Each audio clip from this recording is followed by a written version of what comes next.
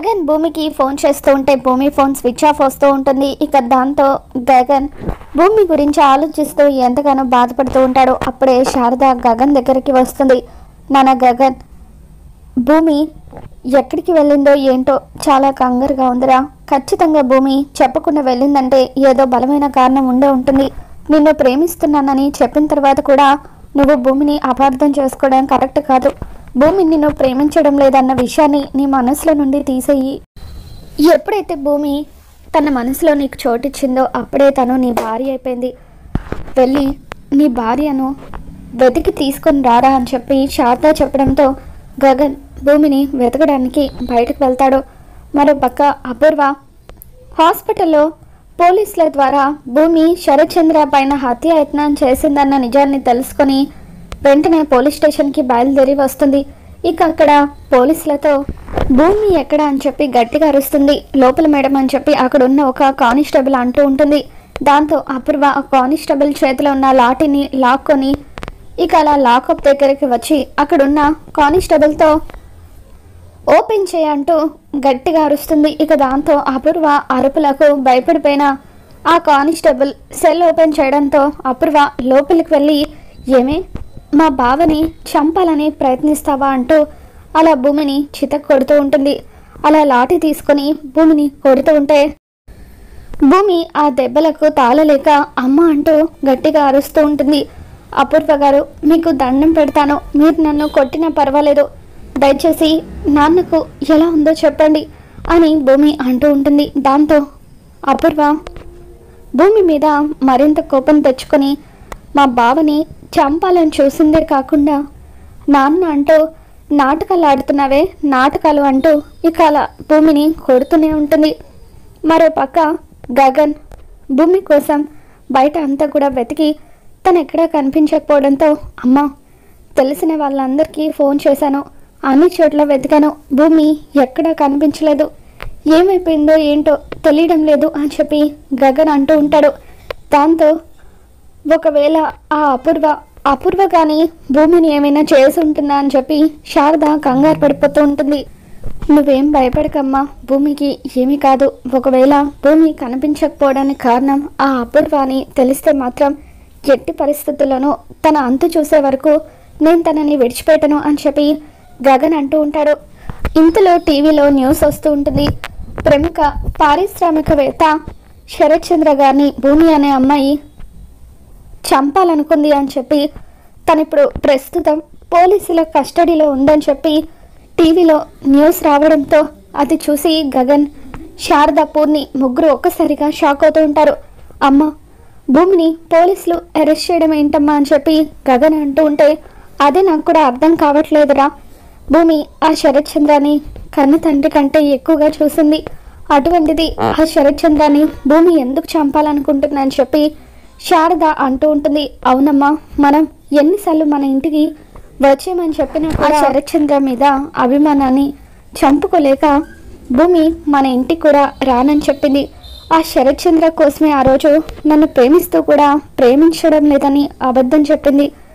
అంతలా అభిమానించే ఆ శరత్చంద్రని భూమి ఎందుకు చంపాలని చూస్తుంది? ఖచ్చితంగా ఎవరో కావాలని ఇదంతా చేసి భూమిని ఇరికించాలని చూస్తున్నారు అని చెప్పి గగన్ అంటూ ఉంటాడు. పాపం భూమి పోలీస్ స్టేషన్లో ఎన్ని ఇబ్బందులు పడుతుందో ఏంటో నాకు తలుచుకుంటేనే బాధగా ఉందిరా అని చెప్పి శారద అంటూ ఉంటుంది. పాపం తన వాళ్ళెవరూ కూడా ఈ ఊర్లో లేరు, తనకంటూ అంట ఎవరు కూడా లేరు, ఎంతలా భయపడిపోతుందో ఏంటో, వెళ్ళి చూసిరారా అని చెప్పి శారద అంటూ ఉంటే వెళ్ళి భూమిని నిర్దోషిగా బయటకు తీసుకొని వస్తానమ్మా అని చెప్పి గగన్ పోలీస్ స్టేషన్కి వస్తూ ఉంటాడు. ఇక అపూర్వ భూమిని కొడుతూనే ఉంటుంది. దాంతో అక్కడున్న ఇన్స్పెక్టర్, మేడం దయచేసి ఇక కొట్టడం ఆపేసేయండి, ఆ అమ్మాయికి మళ్ళీ ఏదైనా జరిగితే మా మీదకి వస్తుంది అని చెప్పి ఆ ఇన్స్పెక్టర్ అంటూ ఉంటాడు. ఇక దాంతో అపూర్వ, అది చచ్చినా పర్వాలేదు, మీ మీదకు రాకుండా నేను చూసుకుంటాను, దీనికి తిండి పెట్టకుండా 3 పూటల కోటింగ్ ఇవ్వండి, మా బావని చంపాలనుకున్నందుకు దీనికి తగిన శిక్ష పడాలి అని చెప్పి ఎట్టి పరిస్థితుల్లోనూ దీనికి బెయిల్ రాకూడదు అని చెప్పి అపూర్వ అంటూ ఉంటుంది. స్టేట్మెంట్ రాసివ్వండి మేడం, ఇప్పుడే నేను కేసు ఫైల్ చేస్తాను, అప్పటిక ఎవరు తనకు బెయిల్ ఇవ్వలేరు అని చెప్పి అక్కడున్న ఇన్స్పెక్టర్ అంటూ ఉంటాడు.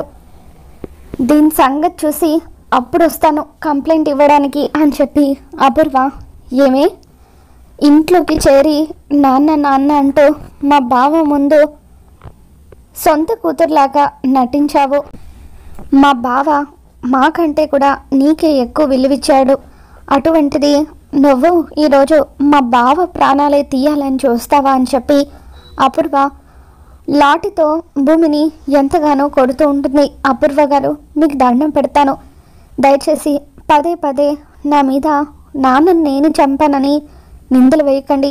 నేను ఎప్పుడు కూడా నాన్నను చంపాలనుకోలేదు, నాన్న కోసమే నేను గెస్ట్ హౌస్కి వచ్చాను. నేను వచ్చేసరికి ఎవరో ఒక అతను నాన్నను పొడిచేసి పారిపోతున్నాడని చెప్పి భూమి అంటూ ఉంటుంది.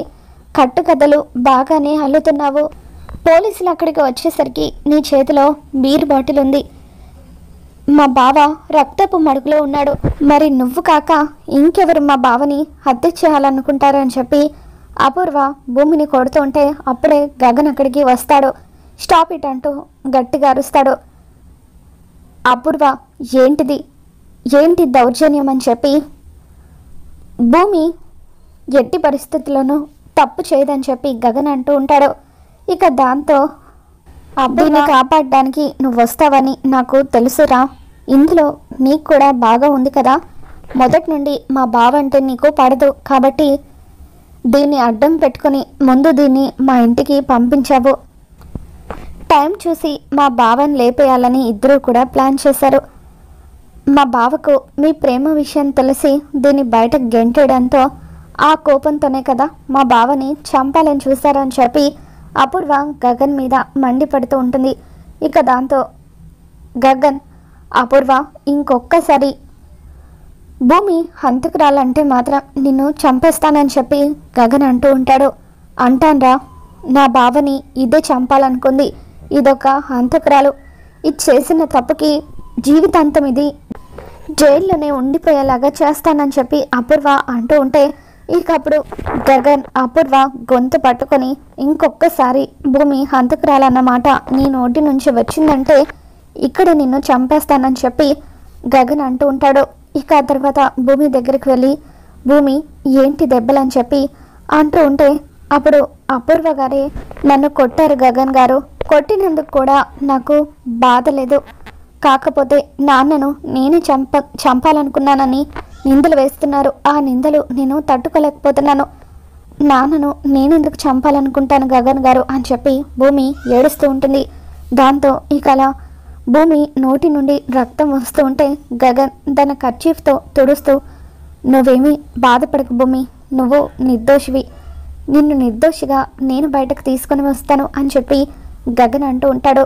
ఏంట్రా నువ్వు తీసుకొచ్చేది, ఇప్పుడే దాని మీద కేసు ఫైల్ అవ్వబోతుంది, ఇకపై నువ్వు దాన్ని అస్సలు బయటకు తీసుకుని రాలేవు అని చెప్పి అపూర్వ అంటూ ఉంటుంది. ఇక దాంతో గగన్, నేను ఆల్రెడీ లాయర్కి ఫోన్ చేశాను భూమి, లాయర్ మరి కాసేపట్లో ఇక్కడికి వస్తారు, బెయిల్ మీద నిన్ను నేను బయటకు తీసుకుని వెళ్తానని చెప్పి గగన్ అంటూ ఉంటాడు.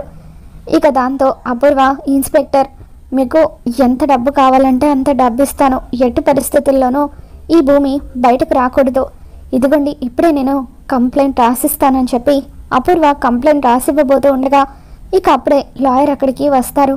ఇక లాయర్ గగన్ దగ్గరికి వచ్చి, సార్ ఇంకా కేసు ఫైల్ అవ్వలేదు కాబట్టి తనకు మనం బెయిల్ ఇప్పించవచ్చు అని చెప్పి ఇదిగోండి బెయిల్కి సంబంధించిన పేపర్స్ అని చెప్పి ఇన్స్పెక్టర్కి ఇవ్వడంతో ఇక ఇన్స్పెక్టర్ అవి చెక్ చేసిన తర్వాత, అవును మేడం, వాళ్ళు ముందుగానే బెయిల్ పేపర్స్ తీసుకుని వచ్చారు కాబట్టి తనని బెయిల్ మీద రిలీజ్ చేయొచ్చు అని చెప్పి పోలీసులు అంటూ ఉంటారు. ఇక దాంతో అపూర్వ, నేను నీ సంగతి కోర్టులో తేల్చుకుంటానే, ఇప్పుడు నువ్వు తప్పించుకోవచ్చు, కానీ కోర్టు నుండి మాత్రం నువ్వు ఎట్టి పరిస్థితుల్లోనూ తప్పించుకోలేవు, మా బావని నువ్వే చంపాలనుకున్నట్టుగా నా దగ్గర అన్ని సాక్ష్యాలు ఉన్నాయి, వాటిని బట్టి నేను నిన్ను జైలుకి పంపిస్తానని చెప్పి అపూర్వ అంటూ ఉంటే అప్పుడు గగన్ కూడా అపూర్వతో ఛాలెంజ్ చేస్తూ, చూడు అపూర్వ, నా భూమి నిర్దోషాన్ని నేను నిరూపిస్తాను. అసలు హంతకులు ఎవరో పట్టుకొని కోర్టు ముందు నిలబెడతానని చెప్పి అంటూ ఉంటాడు. తర్వాత భూమిని గగన్ తన 2 చేతులతో ఎత్తుకొని జాగ్రత్తగా ఇంటికి తీసుకొని వెళ్తూ ఉంటాడు.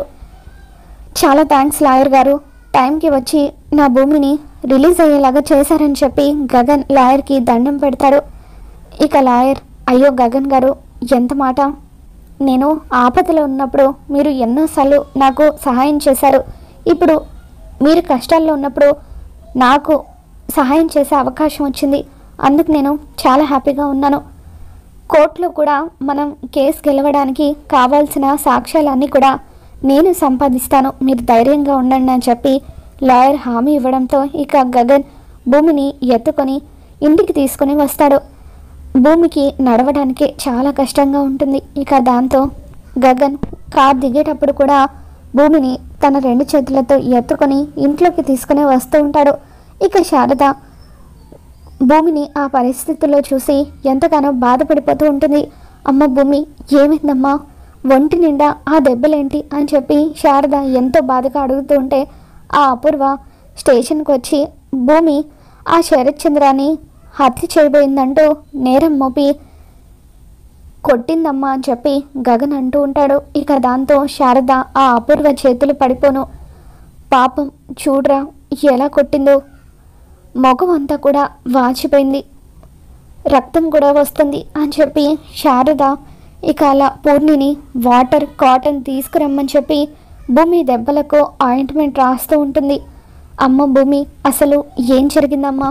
ఆ శరత్ చంద్రని నువ్వు చంపాలనుకోవడం ఏంటి? ఖచ్చితంగా నువ్వు ఈ పని చేసి ఉండవు, ఎవరు చేసి కావాలని నీ మీద నింద మోపాలని చూస్తున్నారని చెప్పి శారద అంటూ ఉంటే, ఏమో అంటే ఎవరో తెలీదు, నాన్న నాకు ఫోన్ చేశారు, నన్ను మోసం చేశావంటూ ఎంతో బాధగా మాట్లాడారు.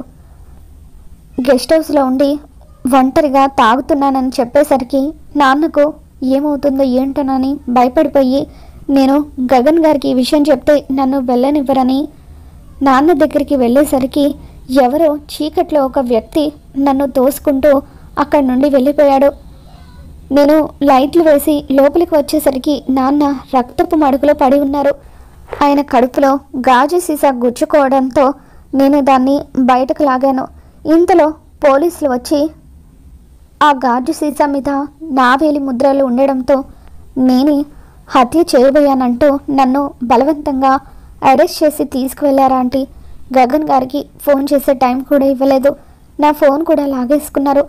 తర్వాత అపూర్వ స్టేషన్కి వచ్చి లాఠీ తీసుకుని నన్ను కొట్టిందని చెప్పి ఇక అలా జరిగింది మొత్తం కూడా భూమి శారదకి చెప్పడంతో ఇక శారద భూమిని దగ్గరికి తీసుకొని, ఊరుకో భూమి, నీకేం కాదు, మేమంతా ఉన్నాం కదా, నువ్వు నిర్దోషివని మేము నిరూపిస్తామని చెప్పి, గగన్ నువ్వేం చేస్తావో నాకు తెలీదు, మన భూమి మీద పడిన మచ్చ ఎలాగైనా సరే తొలగిపోవాలని చెప్పి అంటూ ఉంటే, ఖచ్చితంగా భూమి నిర్దోషని నేను నిరూపిస్తానమ్మా అని చెప్పి గగన్ అంటూ ఉంటాడు.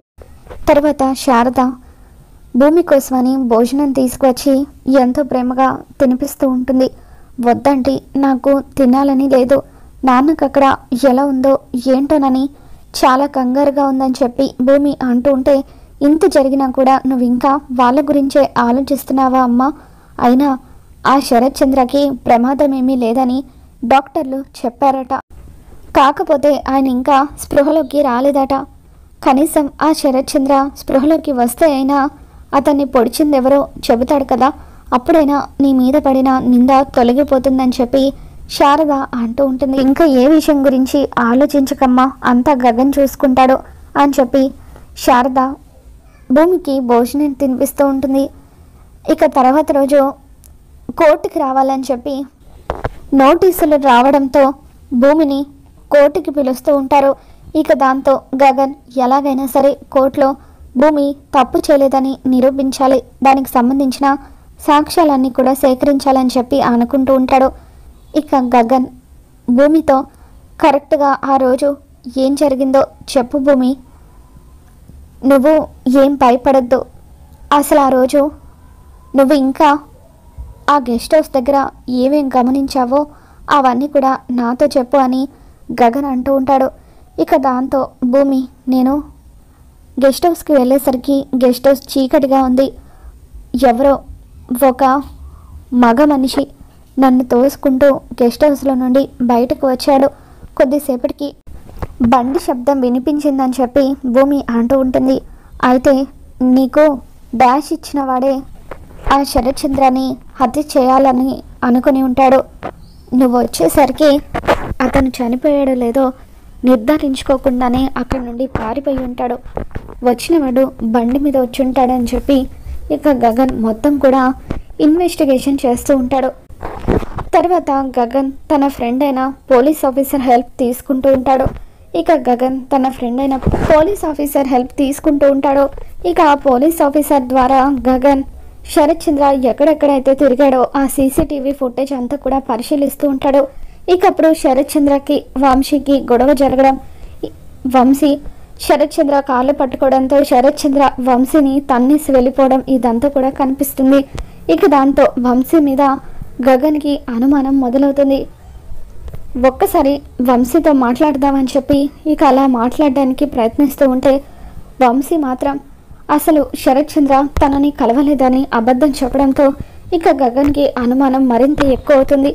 ఇక పోలీసుల ద్వారా ఎంక్వైరీ చేస్తే వంశీ బండారం బయటపడుతుంది అనుకున్న గగన్ వంశీ కాల్ హిస్టరీతో పాటు ఇక డేటా మొత్తం కూడా ట్యాప్ చేస్తాడు. దాంతో వంశీకి తన గర్ల్ ఫ్రెండ్కి సంబంధం ఉందన్న విషయం గగన్కి తెలిసిపోతుంది.